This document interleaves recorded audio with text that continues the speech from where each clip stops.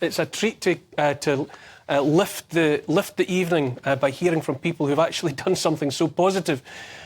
When did you realise that day that there was something wrong? I understand you were just playing football. Yeah, so we're down near beach playing some football with our friends, and we just saw a young girl fully clothed walking along the beach, which at first we didn't think anything of it. It was like a warm summer's night, so it wasn't unusual. And then she looked quite distressed and started to walk into the water, and then started to get further out. So we started to walk down to the beach to see what was happening. We met like two other girls who were standing at the beach who we thought were perhaps our friends. And when we got closer, we realised the girl was in trouble. So we stripped off our clothes and began to swim out to where we saw the girl. When we were swimming out, the girl just disappeared underwater. So we just started to swim to where we last saw her. And thankfully, when we got out to roughly 200 metres out to sea, the girl appeared back on the surface of the water, but she was unconscious. So we grabbed her and began swimming back to shore. We were then helped with our friends to pull her onto shore. And by then the Coast Guard had arrived and they took over. And thankfully, from putting the girl in recovery positions and opening her airway, she regained consciousness and started to communicate with us. And Jonathan, did you find out what it was? Did you find out the girl's story, what had caused her to do what she did that day? Well, we are led to believe that she did happen to unfortunately struggle with some mental health issues.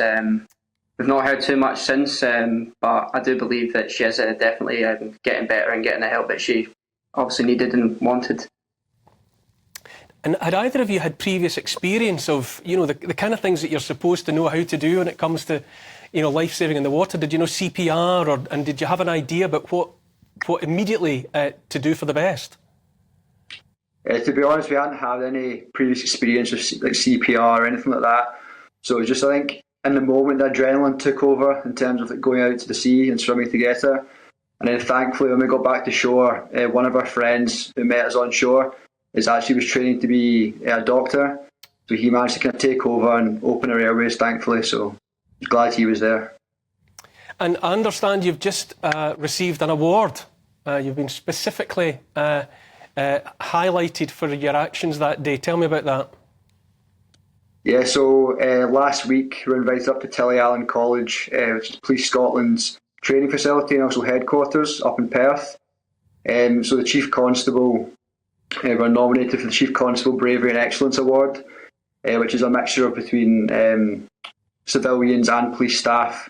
They can get nominated for this award. So we went up on Friday, and then thankfully we were lucky enough to be awarded this honour by the Chief Constable. So it was a great day, and it was also great to hear all the other stories of bravery throughout Scotland. What did your families say when you came home on the night of the rescue? What was the reaction when you came home soaking wet, or however you presented yourselves? Yeah, well, Mum and Dad were both in bed actually, so we had to wake them up. So I went and chapped on the door. I think they were both still fast asleep. I think my first words were just, "I've been in the sea." So it's then kind of my mum sprung up into action and was like panicking, asking what was wrong. But yeah, they were both really proud of us and thankful that we managed to help the girl, and also we were okay. So yeah, they're both grateful. Yeah.